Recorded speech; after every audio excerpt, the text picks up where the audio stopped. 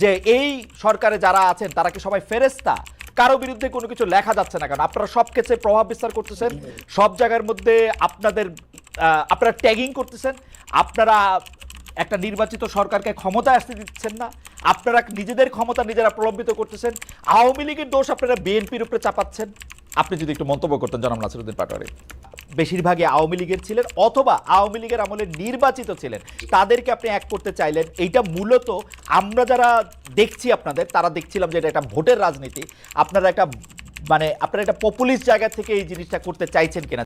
বারবার গত 15 বছর ধরে বিএনপি সহ অন্য বিরোধী রাজনৈতিক দলগুলি শেখ হাসিনার অধীনে কোনো নির্বাচনে না যাওয়ার জন্য, বিশেষ করে 6 সিটি কর্পোরেশন নির্বাচনের পরে আর কোনো নির্বাচনে যাওয়ার জন্য আহ্বান জানাতেছিল। তারা বিভিন্ন পাকে চক্রে বিভিন্ন নির্বাচনে গেলেও সেটা বারবার বলছে, কিন্তু আমরা কিন্তু দেখছি এই সিটি কর্পোরেশন নির্বাচনে যারা গেছে, আওয়ামী লীগের হোক আওয়ামী লীগের বিরোধী দলের হোক, তারা আসলে শেখ হাসিনার হাতেই শক্তিশালী করছে। এটাতে গিয়ে আপনারা যে তাদের সাথে গাঁটছড়া বাঁধতে চাইতেছেন, এটা তো একটা কায়েমি স্বার্থবাদিতা ছাড়া আমি আর কিছু দেখি না, এবং ডাবল স্ট্যান্ডার্ড।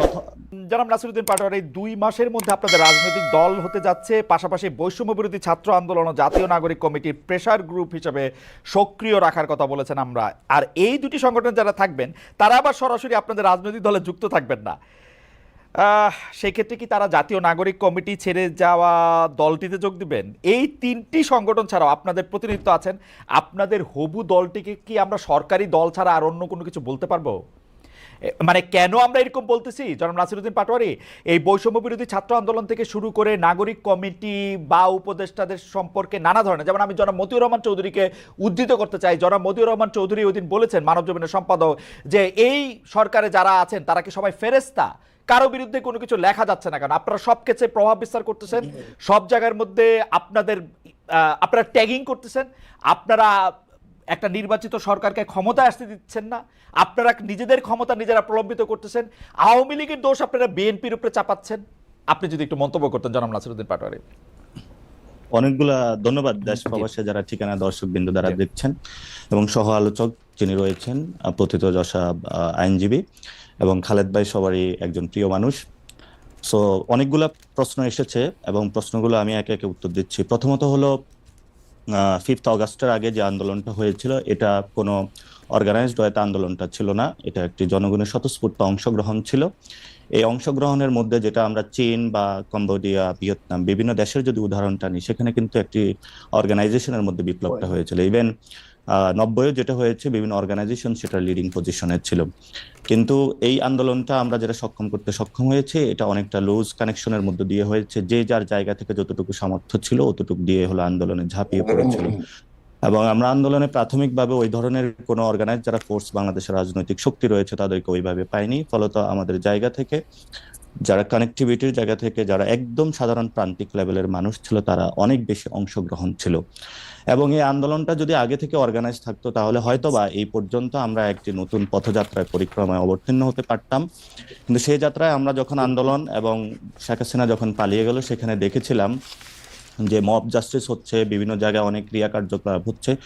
তখন আমরা চিন্তা করলাম যে আমরা বিভিন্ন জায়গায়, যাত্রাবাড়িতে যিনি আছেন, মিরপুরে যিনি আছেন, উত্তরাতে যিনি আছেন, পুরো বাংলাদেশের রংপুর, সিলেট, এই যে বিভিন্ন ডটস গুলা বিভিন্ন জায়গায় রয়েছেন, তাদেরকে আমরা একসাথ করার একটা উদ্যোগ নেই। একসাথ করার মধ্যে উদ্যোগ নিয়ে যদি আমরা একটা অর্গানাইজড ওয়েতে করতে পারি, তাহলে হয়তো বা রাষ্ট্রের যে একটা জায়গায় আমরা মুক্তি দিয়েছিলাম, সেই মুক্তিটা আরো ভবিষ্যতে এগিয়ে নিতে পারবো।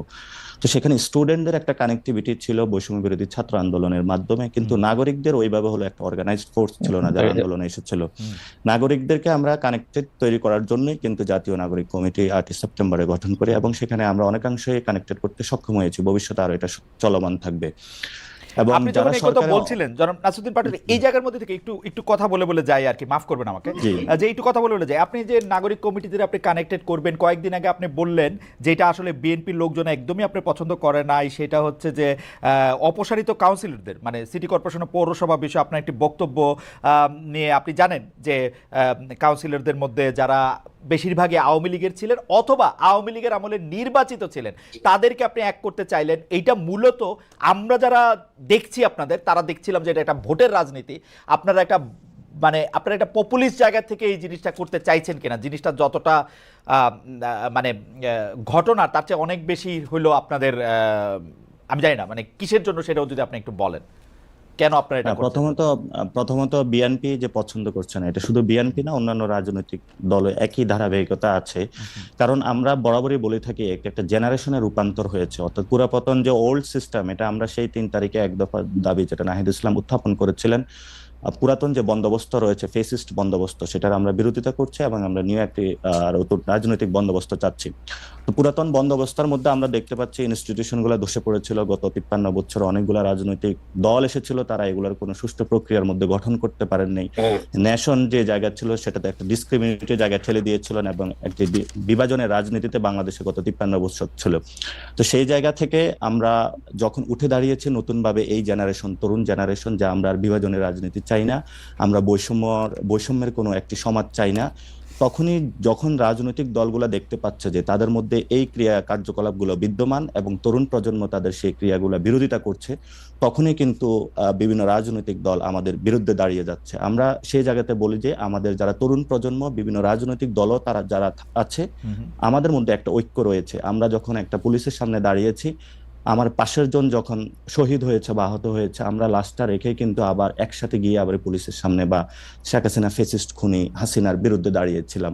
তো ঐক্যটা আমাদের মধ্যে রয়েছে, এটা হলো আমাদের কাছে একটা প্র্যাকটিক্যাল ঐক্য। It's not about the political party alliance বা কোনো কিছু হবে। এবং সেই তরুণ প্রজন্মের বিরুদ্ধে যখন নট অনলি বিএনপি অথবা অন্যান্য রাজনৈতিক দল দাঁড়াচ্ছে, সেটাতে স্পষ্টত একটি বিভাজন দেখা যাচ্ছে।